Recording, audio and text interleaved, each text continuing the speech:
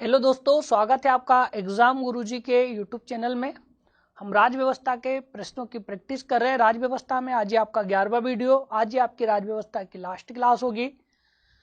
इसके बाद अब हम जब सोमवार को मिलेंगे, कल हम नहीं मिलेंगे, कल हमारी क्लास की छुट्टी रहेगी। सोमवार को जब हम मिलेंगे तो सोमवार को जो हमारी क्लास होगी हम वहाँ पे इन्वायरमेंट स्टार्ट करेंगे और क्लास का टाइमिंग अब आपका 10 से 11 नहीं रहेगा। अब हम वहाँ पे जो मिला करेंगे 8 से 9 में हम वहाँ पे क्वेश्चनों की क्या करेंगे, आपके प्रैक्टिस। तो हमारा जो अब आपका टाइम रहेगा वो रहेगा डेली आपके क्लास का, लाइव क्लास का। तो टाइम कौन सा रहेगा आपका, तो ये टाइम जो आपको रहेगा वो कौन सा रहेगा आपका, तो ये रहेगा आपका कौन सा, 8 से 9। तो अब हमारी जो डेली मुलाकात होनी है वो कब होनी है आपकी, तो डेली 8 से 9 में हमारी यहाँ पे डेली क्या होगी आपकी मुलाकात। ये हमारी 11वीं क्लास है। 11वीं क्लास में हम संविधान संशोधन से संबंधित क्वेश्चनों की चर्चा करेंगे। एक वीडियो वैसे संपूर्ण संविधान का होना था, लेकिन संपूर्ण संविधान का अब कोई मतलब नहीं है, क्योंकि हम सारा संविधान के सभी क्वेश्चनों की यहाँ पे प्रैक्टिस कर चुके हैं। इसलिए यहाँ पे आपकी क्लास नहीं रहेगी। पॉलिटी आज हम समाप्त कर देंगे। इसके बाद हम इन्वायरमेंट खत्म करेंगे 5 से 7 वीडियो के अंदर। उसके बाद हम फिर एक्ट की चर्चा करेंगे, अधिनियमों के जो 3-4 आपके अधिनियम है उनको देखेंगे। ये हमारी जो क्लासेस चल रही है, क्लासेस में अभी आप देख ही रहे हो। अभी अंकित सर आपको विविध करवा रहे हैं, विविध के बाद आपको खेलकूद करवाएंगे। डांगी सर आपको सूचना प्रौद्योगिकी पढ़ा चुके हैं। अभी यहाँ पे एमपी का करंट अफेयर चल रहा है। अच्छी क्लास है आपकी। मैं आपको राज व्यवस्था की आज लास्ट क्लास करवा रहा हूँ। इसके बाद हम पर्यावरण के क्वेश्चनों की चर्चा करेंगे।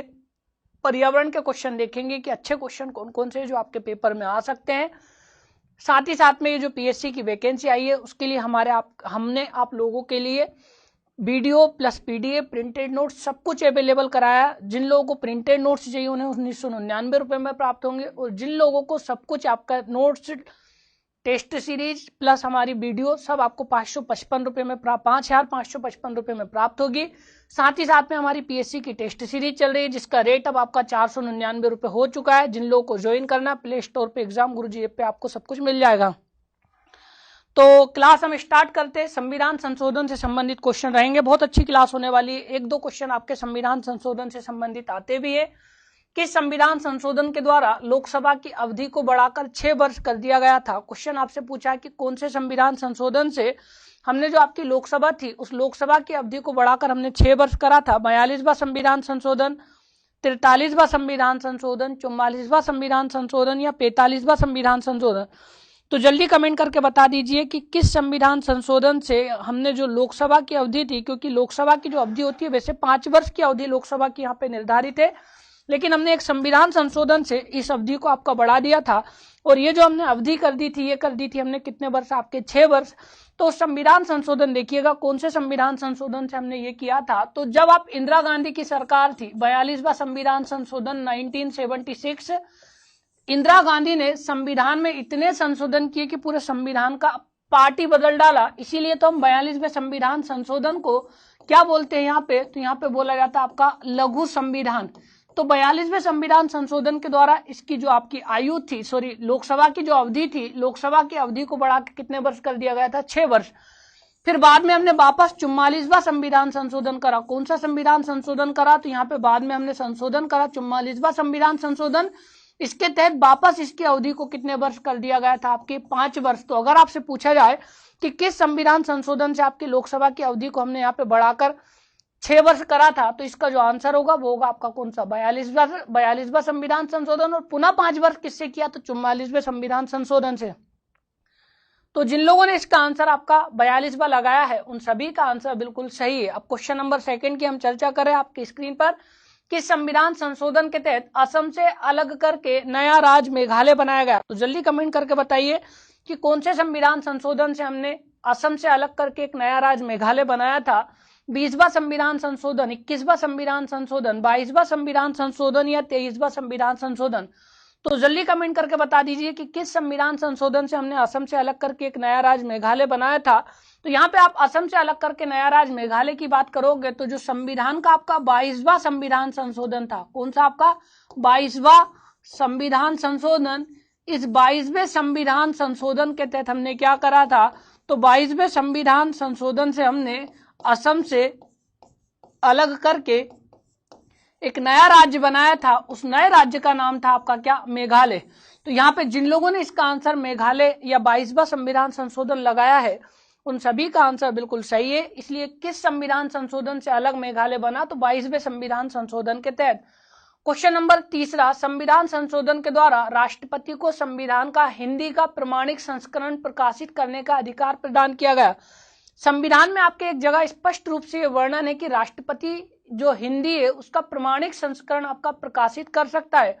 तो 52वां संविधान संशोधन, 56वें संविधान संशोधन, 58वां संविधान संशोधन या 59वां संविधान संशोधन। तो जल्दी कमेंट करके बताइए किस संविधान संशोधन के द्वारा राष्ट्रपति जो संविधान है उसका हिंदी का प्रमाणिक संस्करण प्रकाशित कर सकता है। तो 52, 56, 58 या 59। जल्दी सभी लोग आंसर बता दिए किस संविधान संशोधन के तहत हिंदी का प्रमाणिक संस्करण प्रकाशित होता है। तो यहाँ पे ध्यान रखिएगा 58वां, ये बहुत इंपॉर्टेंट संविधान संशोधन है जो आपका 58वां संविधान संशोधन है, क्योंकि आपका जो संविधान लिखा गया था वो कौन सी भाषा में लिखा गया था, तो संविधान लिखा गया आपका किसमें, अंग्रेजी भाषा में। लेकिन अगर आपके इसका हिंदी संस्करण प्रकाशित करना हो तो इसका जो हिंदी संस्करण प्रकाशित करने की हमने यहाँ पे पावर दे के रखी थी, ये किसको दे के दी थी हमने, तो ये दी थी हमने किसको, आपके राष्ट्रपति को। किस संविधान संशोधन के तहत, उस संविधान संशोधन का नाम है 58वां संविधान संशोधन। तो जिन लोगों ने इसका आंसर 58वां संविधान संशोधन लगाया उन सभी का आंसर बिल्कुल सही है।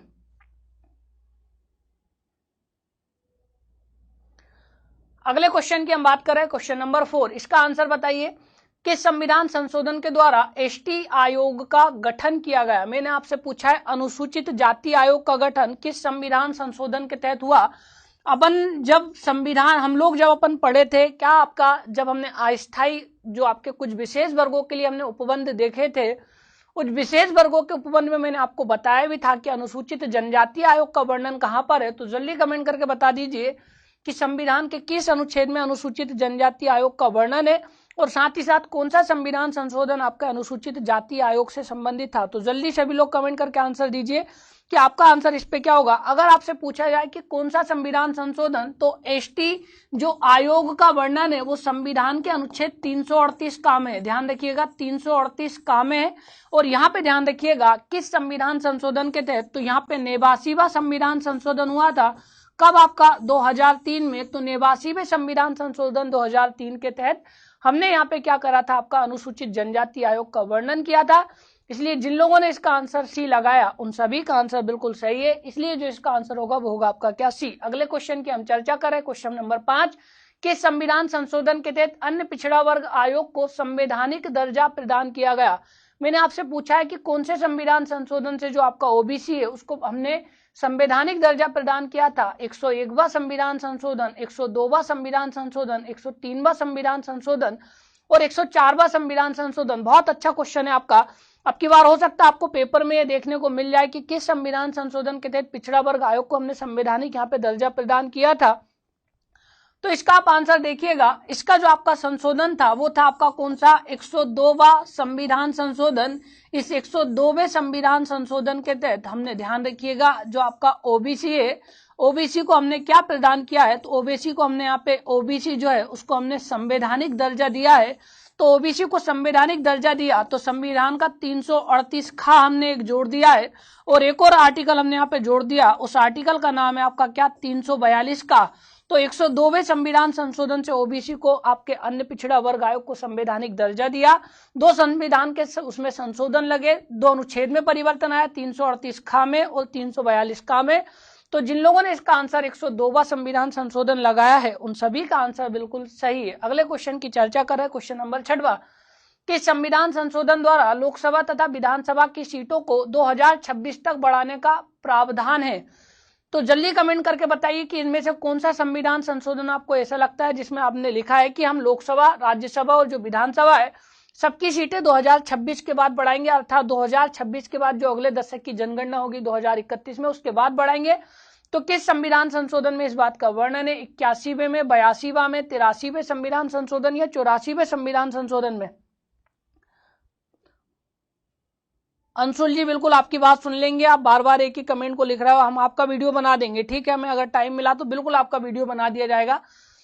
संविधान संशोधन द्वारा लोकसभा तथा विधानसभा की सीटों को 2026 तक बढ़ाने का प्रावधान है। अब यहाँ पे देखिएगा, सबसे पहला आपका 42वां संविधान संशोधन इंदिरा गांधी ने करा था और इनने बोला था हम सन 2000 तक नहीं बढ़ाएंगे। और फिर इसके बाद आपके 84वां संविधान संशोधन अटल बिहारी वाजपेयी सरकार के द्वारा कर दिया गया और इन्होंने बोल दिया कि हम 2026 तक नहीं बढ़ाएंगे। 2026 के बाद अगली जो 2031 की जनगणना होगी, 2031 की जनगणना के बाद ध्यान रखिएगा लोकसभा और राज्यसभा की सीटें बढ़ेगी।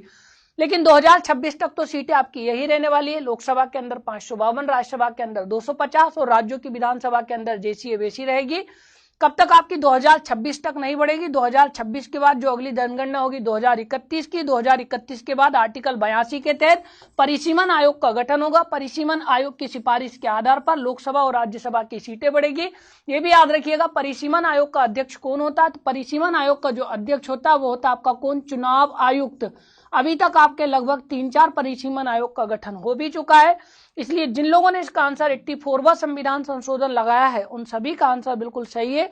इसलिए जो इसका आंसर होगा वो होगा आपका क्या? तो ये होगा 84वां। 5वां क्वेश्चन में ऐसा क्या था जो आपको समझ में नहीं आया? चलिए, एक कोई बोल रहा है कि सर 5वां प्रश्न एक बार समझा दीजिए। हमारा जो संविधान है, संविधान में पहले जो अन्य पिछड़ा वर्ग था उसको संवैधानिक दर्जा प्राप्त नहीं था। सिर्फ 2 ही आयोग को संवैधानिक दर्जा प्राप्त था, एससी और एसटी को। अनुच्छेद 338 में एससी का लिखा था, 338 का में आपका किसका लिखा हुआ था? आपका एसटी का। अब हमने क्या करा, संविधान में 102वां संविधान संशोधन करा और 102वें संविधान संशोधन के तहत जो आपका ओबीसी अर्थात अन्य पिछड़ा वर्ग आयोग है, इसे हमने संवैधानिक दर्जा दिया।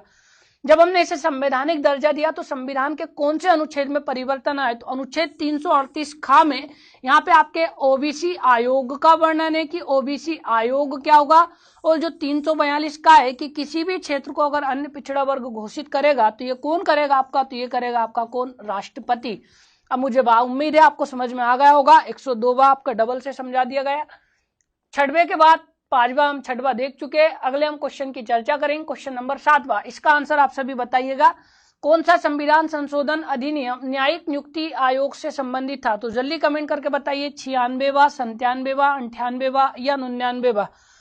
तो जल्दी आंसर दीजिए। न्यायिक नियुक्ति आयोग से संबंधित कौन सा आपका संविधान संशोधन था? अब यहाँ पे आप न्यायिक नियुक्ति आयोग के बारे में देखोगे कि न्यायिक नियुक्ति आयोग से संबंधित कौन सा है। तो न्यायिक नियुक्ति आयोग आपका क्या है? 99वां संविधान संशोधन। वैसे अभी संविधान संशोधन की कोई वैधता नहीं बची है। देखिए क्यों नहीं बची है। आपके यहाँ पे जो न्यायाधीशों की नियुक्ति होती है, किसकी नियुक्ति? आपके न्यायाधीशों की जो नियुक्ति होती है वहां एक व्यवस्था के तहत होती है। उस व्यवस्था को बोलते हैं हम आपकी क्या? कॉलेजियम प्रणाली। क्या नाम है इस प्रणाली का? तो इस प्रणाली का नाम है आपकी क्या? कॉलेजियम प्रणाली। मतलब न्यायाधीशों का जो चयन करते हैं वो 5 न्यायाधीश मिलकर आपके एक न्यायाधीश का चयन करते हैं, वो आपका न्यायाधीश बनता है। मतलब न्यायाधीशों की नियुक्ति न्यायाधीश के द्वारा ही की जाती है। सिर्फ चयन ये कर देंगे, नियुक्ति राष्ट्रपति कर देगा। तो इस व्यवस्था को हम बोलते हैं आपकी क्या? कॉलेजियम प्रणाली। सरकार को इस कॉलेजियम व्यवस्था में कमी लगती थी क्योंकि होता क्या था, सरकार का मानना था कि इस कॉलेजियम व्यवस्था से भाई भतीजावाद बढ़ता है, क्योंकि जो भी व्यक्ति होते हैं वो अपने सगे संबंधी को अधिकांशतः न्यायाधीश बनाना चाहते हैं। इसलिए इस प्रणाली को समाप्त सरकार करना चाहती थी। तो सरकार इसके लिए एक आयोग लेके आई। उस आयोग का नाम था न्यायिक नियुक्ति आयोग। ध्यान रखिएगा, आयोग का नाम क्या था? तो आयोग का नाम था आपका क्या? न्यायिक नियुक्ति आयोग। न्यायिक नियुक्ति आयोग क्यों लाया गया था? तो न्यायिक नियुक्ति आयोग लाया गया था आपकी न्यायाधीशों की नियुक्ति करने के लिए, कि अब हम न्यायाधीशों की नियुक्ति एक आयोग की सिफारिश के आधार पर करेंगे। उस आयोग का नाम होगा न्यायिक नियुक्ति आयोग। इसके अंदर प्रधानमंत्री भी रहेगा, सदस्य अध्यक्ष भारत का मुख्य न्यायाधीश रहेगा, एक कानून मंत्री शामिल रहेगा, लोकसभा का विपक्ष का नेता रहेगा, राज्यसभा का विपक्ष का नेता रहेगा और वकील भी इसमें शामिल होगा। जब सुप्रीम कोर्ट ने आर्टिकल 137 के तहत न्यायिक पुनरावलोकन की शक्ति का प्रयोग करते, क्योंकि सरकार ने दोनों सदन से इसे पास करवा लिया था, राष्ट्रपति की सहमति भी मिल गई थी। अब जब 137 के तहत सुप्रीम कोर्ट के पास पहुंचा तो सुप्रीम कोर्ट ने बोला कि जो स्वतंत्र एवं निष्पक्ष न्यायपालिका वह संविधान का भाग है, क्योंकि इसमें क्या हो रहा है? कानून मंत्री शामिल हो रहे हैं और यहाँ पे कार्यपालिका का न्यायपालिका के क्षेत्र में क्या बढ़ रहा है? आपका हस्तक्षेप बढ़ रहा है।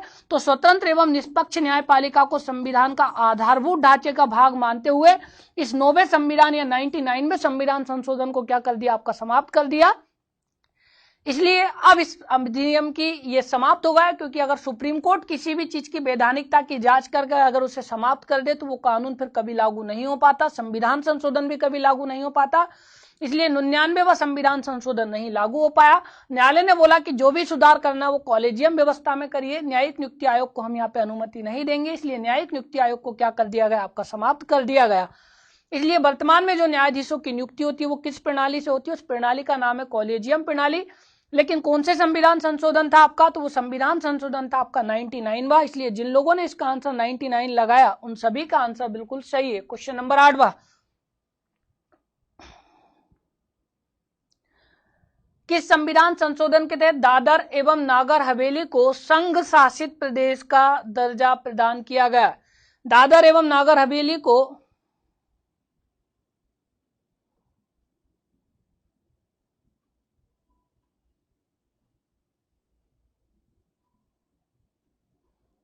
कॉन्स्टिट्यूशन डेंजर नहीं है, कॉन्स्टिट्यूशन अच्छा सब्जेक्ट है, आप अच्छे से पढ़ोगे तो जरूर समझ में आएगा। क्वेश्चन है आपके, किस संविधान संशोधन के तहत दादर एवं नागर हवेली को संघ शासित प्रदेश का दर्जा प्रदान किया गया। अब यहाँ पे देखिएगा कौन सा संविधान संशोधन लगा है। दा से दादर और दा से 10 याद रख लेना, दा से दादर याद रख लेना, दा से 10।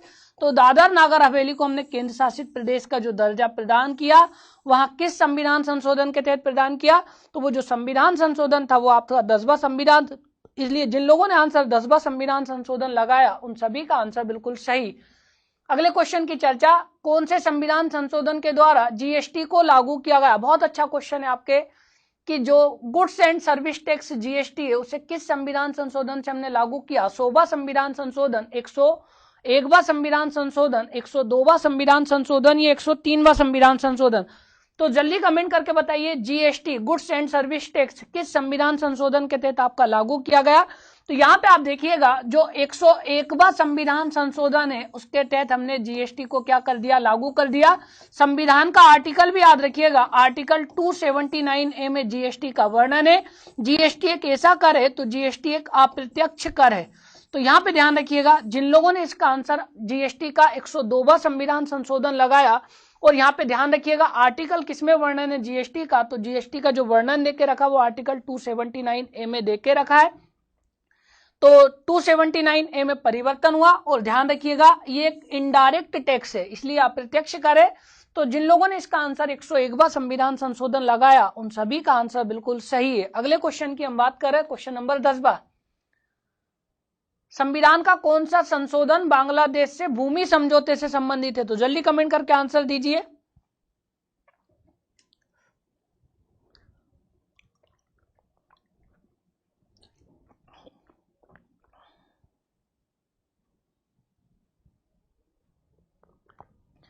बांग्लादेश से भूमि समझौते से संबंधित जो संविधान संशोधन, उस संविधान संशोधन का नाम है 100वां संविधान संशोधन।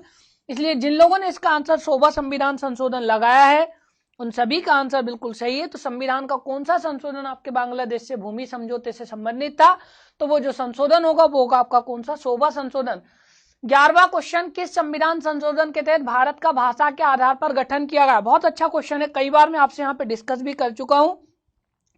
मैं जब आपको एमपी पढ़ाया था तब भी बताया था कि किस संविधान संशोधन के तहत जो भारत है इंडिया उसका भाषा के आधार पर गठन किया गया। तो जल्दी कमेंट करके आंसर बता दीजिए, इसका आंसर आपका क्या होगा।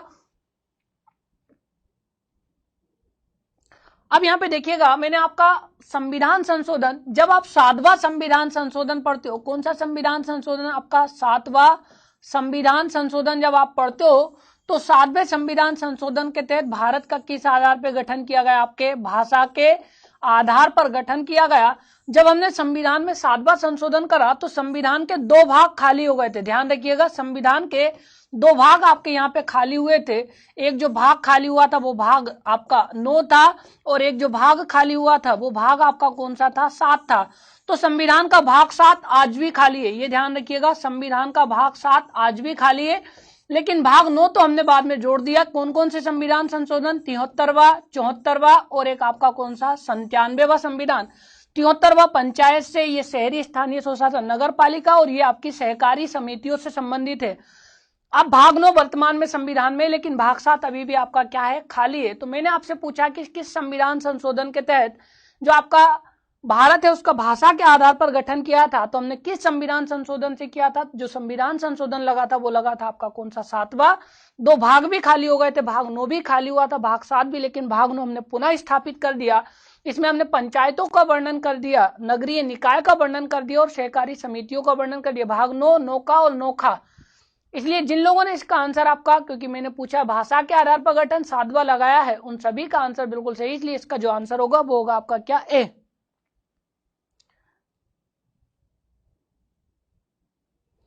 क्वेश्चन 12, किस संविधान संशोधन में यह बात कही गई है कि संसद संविधान के किसी भी भाग में संशोधन कर सकती है? कौन से संविधान के किस भाग में, किस संशोधन के तहत यह बात बोली गई कि जो संसद है उसको संविधान के किसी भी भाग में संशोधन करने की शक्ति प्राप्त है? तो जल्दी कमेंट करके बताइए किस संविधान संशोधन से। तो जब आप संविधान का 24वां संविधान संशोधन पढ़ते हो, आपका कौन सा? 24वां। जब आप संविधान संशोधन पढ़ते हो तो 24वें संविधान संशोधन में इस बात को स्पष्ट लिखा है कि जो संसद होगी वहां संविधान के किसी भी भाग में संशोधन कर सकती है। कौन कर सकती है आपके यहाँ पे? तो यहाँ पे संशोधन करने की शक्ति किसे प्राप्त है? आपके संसद के पास। यहां पर यह भी ध्यान रखिएगा, यह बात भी इसी संशोधन में लिखी कि जब दोनों सदन के द्वारा पारित होकर संविधान संशोधन विधेयक राष्ट्रपति की सहमति के लिए जाएगा तो राष्ट्रपति उस विधेयक को कभी भी पुनर्विचार के लिए नहीं लौटा सकता। ध्यान रखिएगा, राष्ट्रपति संविधान संशोधन विधेयक को पुनर्विचार के लिए आपका नहीं लौटा सकता है। तो मैंने यहाँ पे आपसे पूछा है कि किस संविधान संशोधन के तहत संसद को हमने शक्ति प्रदान की, तो वो जो संविधान संशोधन था वो था आपका 24वां संविधान संशोधन। तो जिन लोगों ने इसका आंसर 24वां संविधान संशोधन लगाया है उन सभी का आंसर बिल्कुल सही है। अगले क्वेश्चन की हम चर्चा कर रहे हैं। क्वेश्चन नंबर 13, किस संविधान संशोधन के द्वारा न्यायाधीशों की आयु बढ़ाकर 60 से 62 वर्ष कर दी गई थी?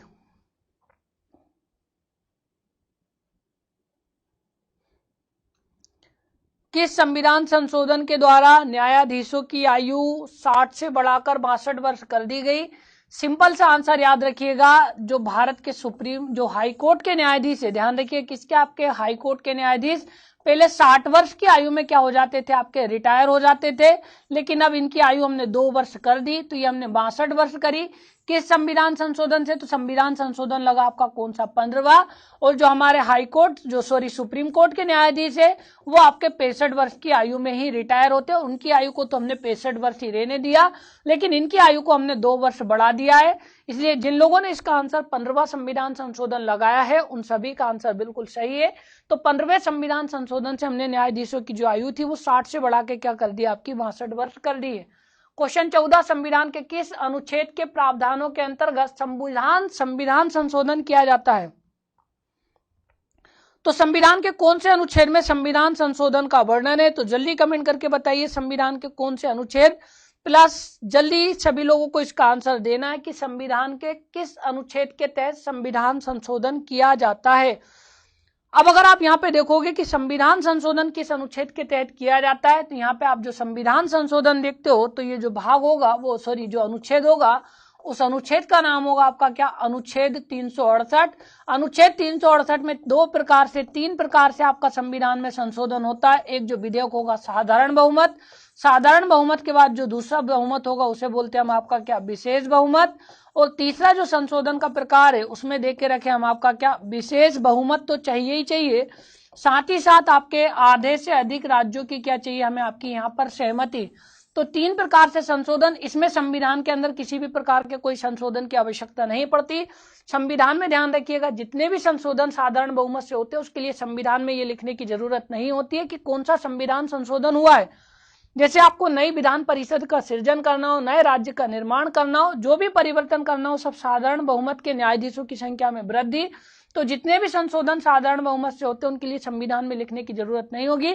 लेकिन अगर इन 2 बहुमत से संशोधन हो, विशेष बहुमत प्लस आधे से अधिक राज्यों की सहमति, तो दोनों में संविधान का पार्ट भी बदल जाता है और संविधान में लिखना भी पड़ता है कि कौन से संविधान संशोधन से हमने ये किया है। तो यहाँ पे जिन लोगों ने आर्टिकल 368 लगाया उन सभी का आंसर बिल्कुल सही है, इसलिए जो इसका आंसर होगा वो होगा आपका क्या? ए। क्वेश्चन 15, भारतीय संविधान में संशोधन के लिए विधेयक लाया जाता है? तो जल्दी कमेंट करके बताइए।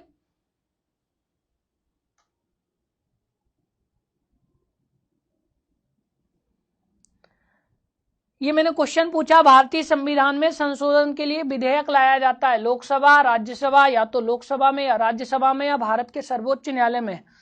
अब अगर आपसे यहाँ पे क्वेश्चन पूछा है कि किस संविधान संशोधन के लिए विधेयक, तो ध्यान रखिएगा जो संविधान संशोधन की शक्ति प्राप्त है, तो संविधान में संशोधन करने की आपको पता है स्पष्ट रूप से शक्ति किसको मिली है। तो संविधान में संशोधन की जो शक्ति देके रखी है हमने, किसको देके रखी है, आपकी यहाँ पे संसद को।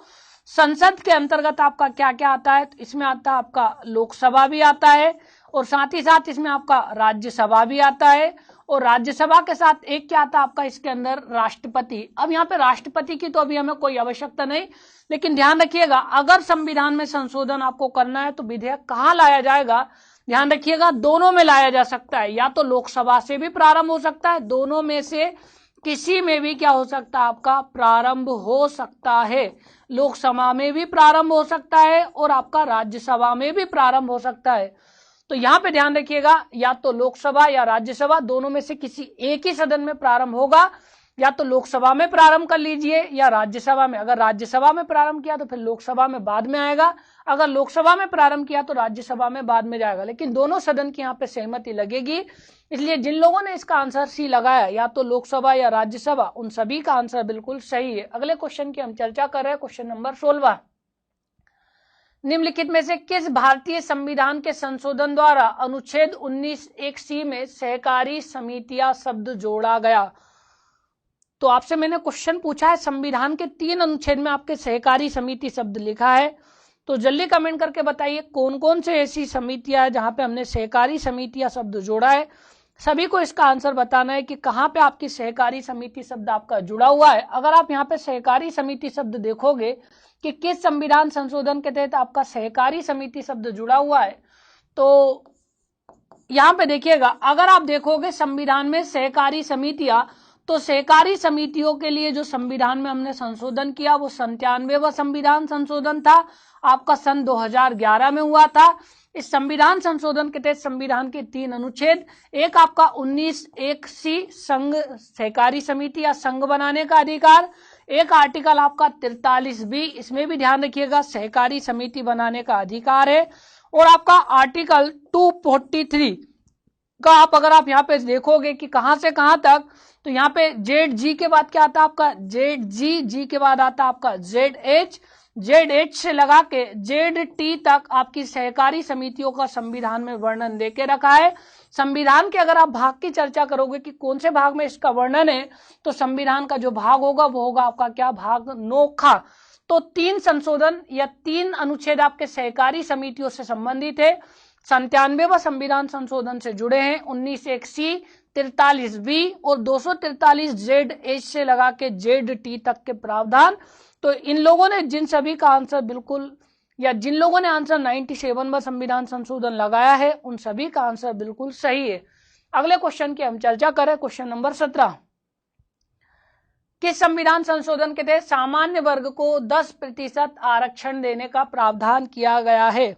आपने देखा होगा जो जनरल वाले हैं उन्हें हम 10% आरक्षण देंगे।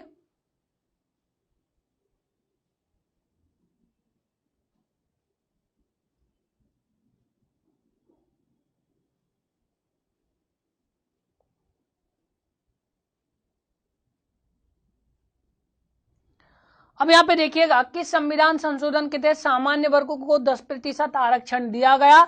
संविधान संशोधन है आपका कौन सा, 103वां संविधान संशोधन। 103वें संविधान संशोधन के तहत जो आपके जनरल वाले हैं जिनको, तो यहाँ पे ध्यान रखिएगा जो आपके किस रूप में पिछड़े हुए, आपके आर्थिक रूप से कैसे आपके पिछड़े हुए हैं, उनको कितने प्रतिशत आरक्षण दिया जाएगा, तो उनको आरक्षण दिया जाएगा 10%। इसलिए जिन लोगों ने इसका आंसर 103वां संविधान संशोधन लगाया है उन सभी का आंसर बिल्कुल सही है। इसलिए जो इसका आंसर होगा वो होगा आपका कौन सा, 103वां संविधान संशोधन। अगले क्वेश्चन की हम चर्चा कर रहे हैं, क्वेश्चन नंबर 18, इसका आंसर बताइए। 104वां संविधान संशोधन विधेयक किससे संबंधित है, अभी करंट का मुद्दा है 4 दिन पहले का, तो जल्दी कमेंट करके बताइए। ये भी बता देता हूं कौन से संविधान से इसका आपका संबंध रहेगा। 95वां संविधान संशोधन कब हुआ था आपका, ये हुआ था 2010 में। फिर हमने इसको आगे बढ़ाया और हमने अब क्या कर दिया आपका, अब हमने जो संविधान संशोधन कर दिया वो कर दिया 104वां संविधान संशोधन। कब हुआ आपका ये? तो ये हुआ आपका कब? 2019 में। अब बताइए किस संविधान संशोधन के तहत हमने ये प्रावधान किया। अब मैं आपको बताता हूं, देखिए क्या है। 95वां संविधान संशोधन से हमने क्या किया था? तो 95वां संविधान संशोधन जो आपका 2010 में हुआ था, इसके तहत जो आप अनुच्छेद 330 पढ़ते हो, अनुच्छेद 331 पढ़ते हो, अनुच्छेद 332 और अनुच्छेद 333, इसमें मैंने बोला था कि जो अनुसूचित जाति, अनुसूचित जनजाति और जो आपके आंग्ल भारतीय समुदाय है, उनका जो आरक्षण है वो आपके 70 वर्ष की अवधि के बाद नहीं रहेगा, मतलब 2020 में उसे क्या हो जाना था? समाप्त। हमने फिर क्या करा? अभी कुछ दिन पहले, 4 दिन ही हुए शायद इस संविधान के संशोधन को हुए, और 104वां संविधान संशोधन कर दिया। और हमने यहाँ पे कितना लिखा था कि 70 वर्ष के बाद नहीं रहेगा, मतलब संविधान लागू होने के 70 वर्ष के बाद नहीं रहेगा, मतलब 2020 में इसे क्या होना था? समाप्त होना था। लेकिन हमने 104वां संविधान संशोधन कर दिया और बोल दिया कि जो संविधान के अनुच्छेद 330, 331, 332 और 333 के तहत अनुसूचित जाति, जनजाति और आंग्ल भारतीयों को जो आरक्षण मिला है वो 80 साल की अवधि के बाद नहीं रहेगा, अर्थात 2030 के बाद क्या हो जाएगा? समाप्त हो जाएगा। लेकिन फिर एक संविधान संशोधन लगा देंगे, फिर आगे बढ़ा देंगे। तो जिन लोगों ने इसका आंसर अनुसूचित जाति जनजाति की सीटों से संबंधित लगाया है, उन सभी का आंसर बिल्कुल सही है। इसलिए जो इसका आंसर होगा वो होगा आपका कौन सा? आपका तो ये होगा इसका आंसर आपका सी वाला आंसर। तो जिन लोगों ने आंसर सी दिया उन सभी का आंसर बिल्कुल सही है। अगला क्वेश्चन हम यहाँ पे चर्चा कर रहे हैं, क्वेश्चन नंबर 18वें के बाद क्वेश्चन नंबर 19वां। इसका आंसर आप सभी को बताना है।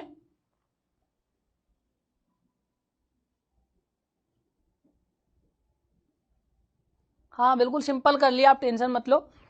किस संविधान संशोधन के तहत शिक्षा का अधिकार प्रदान करने वाला एक अनुच्छेद 21 है संविधान में जोड़ा गया? तो जल्दी कमेंट करके बताइए, शिक्षा का अधिकार संविधान में किस संविधान संशोधन के तहत जुड़ा है? तो आप सभी को इसका आंसर बताना। अब देखिएगा, अगर आप संविधान का 86वां संविधान संशोधन देखोगे, जो कि आपका कब हुआ था? तो ये हुआ था आपका किसमें? सन 2003 में। संविधान के 3 अनुच्छेद इसमें आपका परिवर्तन आया था। 21A में जो शिक्षा थी, शिक्षा को मौलिक अधिकार बना दिया गया। प्रत्येक 0 से 14 वर्ष की आयु तक के जो बच्चे हैं उनके लिए जो शिक्षा होगी वो कौन सा अधिकार होगी? तो वो होगी आपका कौन सा? मौलिक अधिकार। एक हमने 45वां संविधान, जो 45वां अनुच्छेद है, जो 45वां जो अनुच्छेद देखते हो, इस अनुच्छेद में पहले राज्य से बोला था कि 14 वर्ष से कम आयु के बच्चों को निःशुल्क शिक्षा प्रदान करेगा राज्य। लेकिन फिर हमने बात कर दी कि 6 वर्ष से कम आयु के बच्चे, कितने वर्ष की? आपकी 6 वर्ष के कम आयु के बच्चों को यहाँ पे क्या प्रदान किया जाएगा? निःशुल्क शिक्षा। और एक आर्टिकल हमने जो आपका जोड़ा था, जब आप आर्टिकल 51A पढ़ते हो और 51A का आप जो 11वां भाग देखते हो, तो जो आपका 11वां मौलिक कर्तव्य देखते हो, उसमें प्रतिपालक को इस बात की जिम्मेदारी दी गई है कि जो भी आपके बच्चे हैं, उन बच्चों को जिनकी आयु 14 वर्ष से कम है, उनको आपके शिक्षा प्रदान करेंगे कौन? आपके प्रतिपालक। तो यहाँ पे 3 अनुच्छेद आपके किससे संबंधित है? आपके शिक्षा से संबंधित है।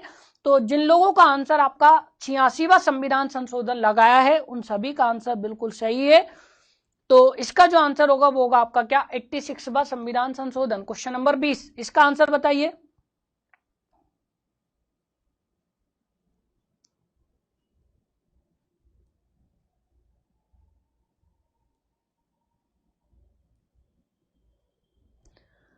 निम्नलिखित संविधान संशोधन अधिनियम में से किस एक में यह प्रावधान है कि केंद्र और किसी राज्य में मंत्रिपरिषद का आकार क्रमशः लोकसभा के सदस्यों की कुल संख्या उस राज्य की विधानसभा के सदस्यों की कुल संख्या के 15% से अधिक नहीं होगा? सिंपल सा क्वेश्चन है। मंत्रिपरिषद की जो संख्या होगी या मंत्रियों की संख्या होगी, लोकसभा की कुल सदस्य संख्या से 15% से अधिक नहीं होगी। किस संविधान संशोधन के तहत हमने इस बात का प्रावधान किया है? तो जल्दी कमेंट करके आंसर बता दीजिए, आपका आंसर क्या होगा? तो सिंपल सा आंसर है 91वां जो संविधान संशोधन था, इसमें स्पष्ट इस बात को लिख दिया गया कि जो मंत्रिपरिषद होगी, मंत्रिपरिषद का जो आकार होगा वहां लोकसभा की संख्या, ध्यान रखिएगा, किसकी? आपकी जो आपका लोकसभा होगी, उस लोकसभा की सदस्य संख्या से कितने प्रतिशत से ज्यादा नहीं होगा? आपका 15%। अर्थात टोटल कुल कितने मंत्री सरकार बना सकती है? तो लोकसभा की कुल सदस्य संख्या का 15% मंत्री ओनली आपके बन सकते हैं। इसलिए जिन लोगों ने इसका आंसर आपका लोकसभा या 91वां संविधान संशोधन लगाया है, उन सभी का आंसर बिल्कुल सही है। इसलिए जो इसका आंसर होगा वो होगा आपका क्या, 91वां संविधान संशोधन। अगले क्वेश्चन की बात करें, क्वेश्चन नंबर 21, कि संविधान संशोधन और अन्य पिछड़ा वर्ग आयोग को संवैधानिक दर्जा प्रदान किया। शायद रिपीट हो गया होगा ये क्वेश्चन, तो जल्दी बता दीजिए कि किस संविधान संशोधन के द्वारा जो ओबीसी है अर्थात अन्य पिछड़ा वर्ग आयोग है उसे हमने संवैधानिक दर्जा प्रदान किया है।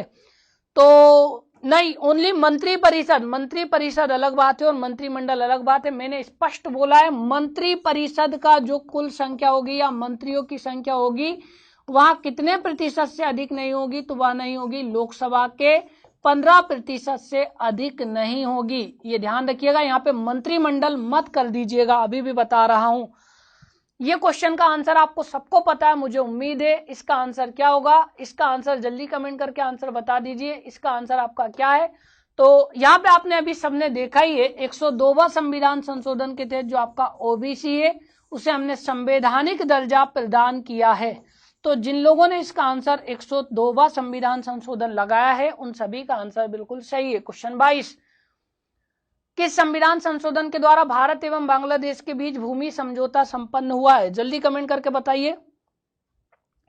अभी तक 104 संविधान संशोधन हो चुके हैं, अभी हाल ही में 104वां संविधान संशोधन हुआ है।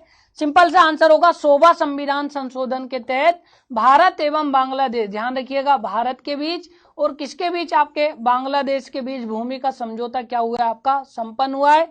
इसलिए जिन लोगों ने इसका आंसर 100वां संविधान संशोधन लगाया है उन सभी का आंसर बिल्कुल सही है। क्वेश्चन नंबर 23, किस संविधान संशोधन के तहत सिक्किम को पूर्ण राज्य का दर्जा दिया गया। पहले सिक्किम संबद्ध राज्य का दर्जा था लेकिन अब इसे हमने पूर्ण राज्य का दर्जा दे दिया। तो जल्दी बता दीजिए किस संविधान संशोधन के तहत सिक्किम को हमने पूर्ण राज्य का दर्जा दिया। तो जिन लोगों ने इसका आंसर 36वां संविधान संशोधन लगाया, कौन सा संविधान संशोधन, 36वां संविधान संशोधन, उन सभी का आंसर बिल्कुल सही है। तो जो ओबीसी है, सॉरी जो आपके 36वां संविधान संशोधन था इससे हमने सिक्किम को ओबीसी या अन्य जो सिक्किम है उसे हमने विशेष राज्य का दर्जा दिया, पूर्ण राज्य का दर्जा दिया। इसलिए जिन लोगों ने आंसर 36वां संविधान संशोधन लगाया उन सभी का आंसर बिल्कुल सही है। क्वेश्चन नंबर 24, अरुणाचल प्रदेश को किस संविधान संशोधन के तहत राज्य का दर्जा प्रदान किया गया, तो जल्दी कमेंट करके बताइए किस संविधान संशोधन के तहत।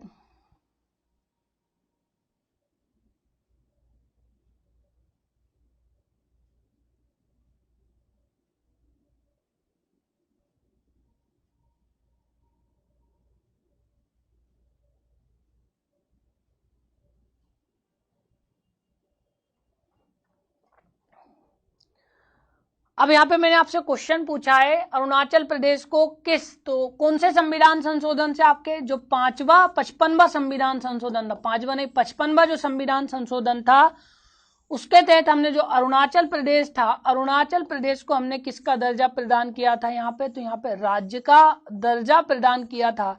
इसलिए जिन लोगों ने इसका आंसर 55वां संविधान संशोधन लगाया है उन सभी का आंसर बिल्कुल सही है। अगले क्वेश्चन की हम चर्चा कर रहे हैं, क्वेश्चन नंबर 26, 25, संविधान संशोधन के तहत सुप्रीम कोर्ट को चुनाव याचिका सुनने से संबंधित अधिकार किस संविधान संशोधन के तहत प्रदान किए गए। जो सुप्रीम कोर्ट है उसको चुनाव याचिका से संबंधित सुनवाई करने का अधिकार किस संविधान संशोधन से प्रदान किया, तो संविधान संशोधन का नाम था आपका कौन सा, 19वां संविधान संशोधन। इसलिए जिन लोगों ने इसका आंसर 19वां संविधान संशोधन लगाया है उन सभी का आंसर बिल्कुल सही है। 19वें संविधान संशोधन के तहत हमने इस बात को संविधान में वर्णन किया था कि जो आपका सुप्रीम कोर्ट होगा वहां आपकी क्या सुन सकता है, आपकी तो चुनाव से संबंधित याचिकाओं पर क्या कर सकता है, आपका सुनवाई कर सकता है। इसलिए जिन लोगों ने इसका आंसर 19वां संविधान संशोधन लगाया उन सभी का आंसर बिल्कुल सही है। अगले क्वेश्चन की हम चर्चा कर रहे हैं, क्वेश्चन नंबर 26, इसका आंसर आप बताइए किस संविधान संशोधन के तहत पंजाब का भाषा के आधार पर गठन किया गया। पंजाब का भाषा के आधार पर गठन किया है। एक और बात ध्यान रखिएगा, कभी कभी क्वेश्चन पूछा जाता है कि संविधान का ऐसा कौन सा अनुच्छेद है जो दोबारा भाषा के आधार पर गठन से बात करता है या संबंधित प्रावधान करता है। तो ध्यान रखिए एक तो 7वां संविधान संशोधन है और एक इनमें से कोई सा है। तो पहले आप आंसर बताइए फिर मैं आपको आंसर दूंगा।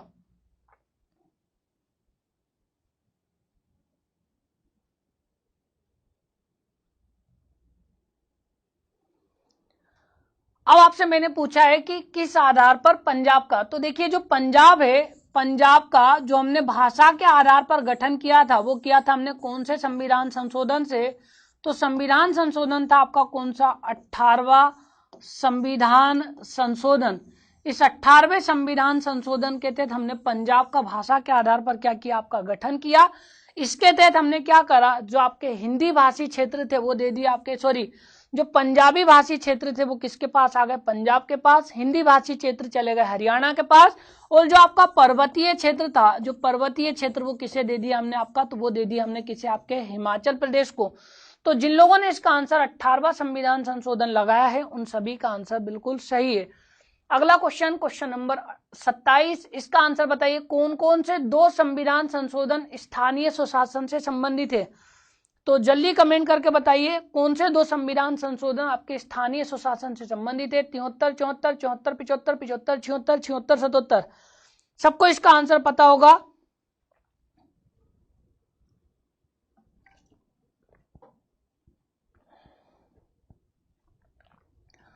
आपको ऐसा कोई नहीं होगा जिसे इस बात का आंसर या इस क्वेश्चन का आंसर ना पता हो। 73वां आपका ग्रामीण स्थानीय स्वशासन, ग्रामीण स्थानीय स्वशासन। 74वां आपका शहरी स्थानीय स्वशासन। तो जिन लोगों ने इसका आंसर 73 और 74 लगाया है उन सभी का आंसर बिल्कुल सही है। अगले क्वेश्चन की चर्चा, क्वेश्चन नंबर 28, संविधान में प्रथम संशोधन किस वर्ष किया गया था। तो जल्दी कमेंट करके बताइए।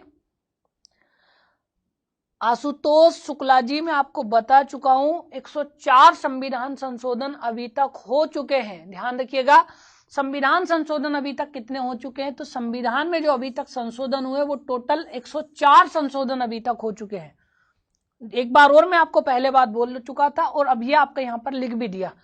प्रथम संविधान संशोधन किस वर्ष हुआ था, तो पहला संविधान संशोधन 1951 में हुआ था। इसके तहत हमने संविधान में इसके तहत हमने संविधान में 9वीं अनुसूची जोड़ी थी, जो कि आपकी किससे संबंधित है, तो यह संबंधित है आपकी किससे, भूमि सुधार से। तो जिन लोगों ने इसका आंसर आपका 1951 लगाया है उन सभी का आंसर बिल्कुल सही है। क्वेश्चन नंबर 29, संविधान में वस्तु एवं सेवा कर किस संविधान संशोधन के तहत जोड़ा गया। जीएसटी के बारे में प्रावधान आपसे पूछा है कि किस संविधान संशोधन के तहत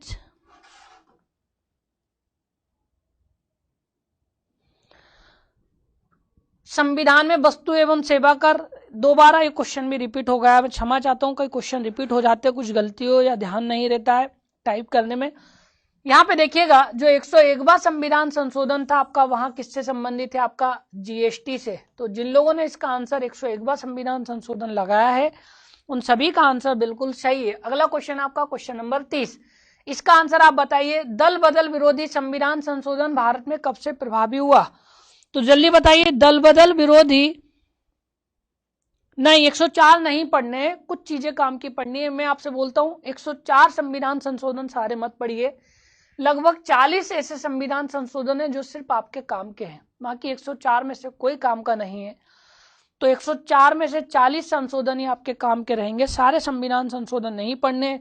104 में से 40 में से हम यहाँ पे कम से कम मैं आपको 20 से 30 संविधान संशोधन की प्रैक्टिस करवा चुका हूँ। 10-12 और ऐसे संविधान संशोधन होंगे जो आपको पढ़ना पड़ेंगे। इसके अलावा आपको ज्यादा संविधान संशोधन में परेशान होने की जरूरत नहीं है। दल बदल विरोधी कानून कब से संविधान में लागू हुआ, तो 52वां संविधान संशोधन हुआ था आपका 1985 में।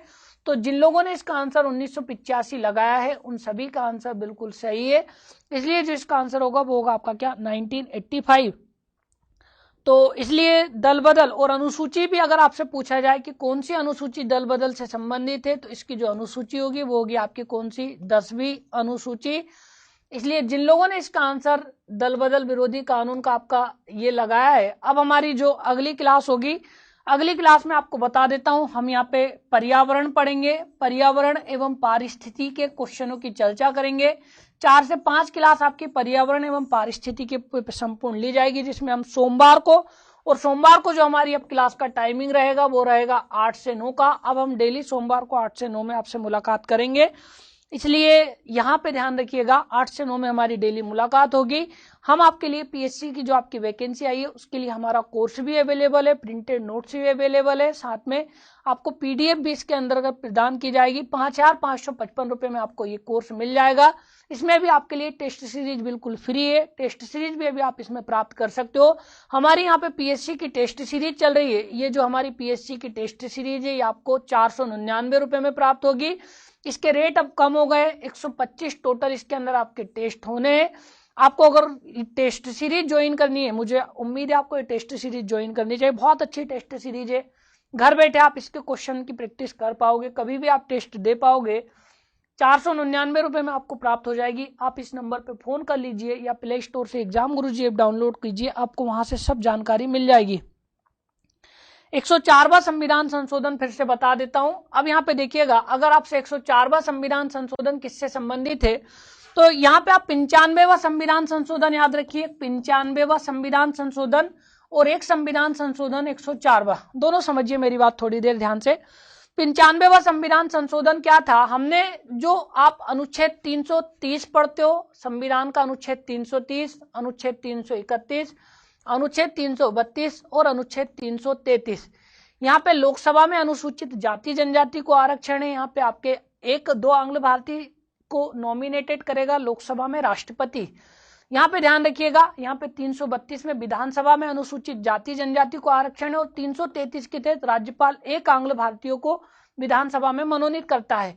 तो हम ये जो आरक्षण प्रदान करें कि इनकी सीटें जो आरक्षित होगी, यहाँ पे आप देखिएगा 84 अनुसूचित जाति की आरक्षित है, 47 अनुसूचित जनजाति की आरक्षित है। तो यही आरक्षण की बात थी कि ये आरक्षण जिस दिन संविधान लागू हुआ था उस दिन तो लिखा था कि 10 वर्ष तक नहीं रहेगा, लेकिन हम संविधान संशोधन करते करते इसे बढ़ाते गए और अभी इससे पहले जो कुछ समय पहले 2010 में जो हमने संशोधन करा था वो करा था हमने 95वां संविधान संशोधन। इसके तहत हमने ये प्रावधान किया था कि जो आपकी अनुसूचित जाति जनजाति और आंग्ल भारतीय सदस्यों का जो आरक्षण है वो 2010 की अवधि के बाद क्या हो जाएगा, आपका समाप्त हो जाएगा, अर्थात संविधान लागू होने के 70 वर्ष के बाद। 2010 में देखिएगा संविधान को 2020 के बाद समाप्त हो जाएगा। 2010 में तो हुआ था, 2020 के बाद क्या हो जाएगा, संविधान लागू होने के 70 वर्ष के बाद समाप्त हो जाएगा। अब मतलब 2020 में इसे समाप्त हो जाना था, तो सरकार ने क्या करा, अभी हाल ही में जो सरकार है उन्होंने 104वां संविधान संशोधन करा और इन्होंने 2020 की अवधि के स्थान पे क्या कर दिया, आपका 2030।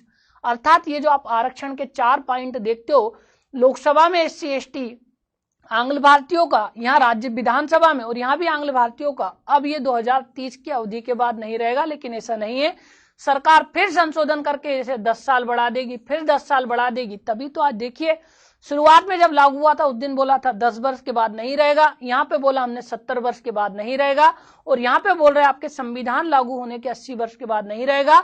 10 साल बाद फिर आप पढ़ोगे तो आप फिर बोलोगे कि 90 वर्ष के बाद नहीं रहेगा, अर्थात कभी भी ये समाप्त नहीं होगा। अब बताइए, जल्दी कमेंट करके बताइए, अब तो समझ में आ गया।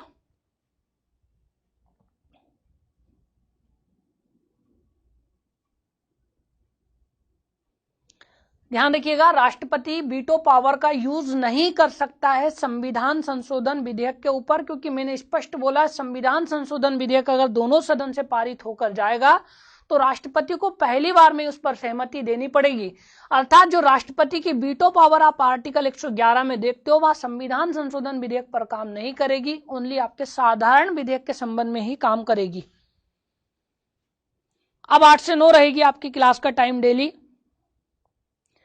हाँ, संविधान में टोटल अनुच्छेद एक बार ध्यान रख लीजिए और दिमाग में ये बात बिठा लीजिए, संविधान में 395 अनुच्छेद थे, 395 अनुच्छेद है और 395 रहेंगे। आप कहेगा कि सर हमने तो 448 पढ़ लिए, तो क्या होता क्या है, अनुच्छेद 15 छोटा सा, 15A जोड़ दिया, 15B जोड़ दिया, ऐसे करके आपके 444 48 तक पहुंच जाते हैं। लेकिन आज भी संविधान खोल के देख लीजिए, कोई सी भी आप वेयर एक्ट खरीद लाइए, 395 थे, 395 है और 395 आपके रहेंगे। 103वां संविधान संशोधन, यहां पे मैं आपको बता देता हूं, जो आपकी जनरल वाले हैं उन जनरल के लोगों को 10% आरक्षण दिया जाएगा नौकरी वगैरह में। तो यहाँ पे 10% आरक्षण से संबंधित है आपके जनरल से। नहीं, कल मेरी क्लास नहीं होगी,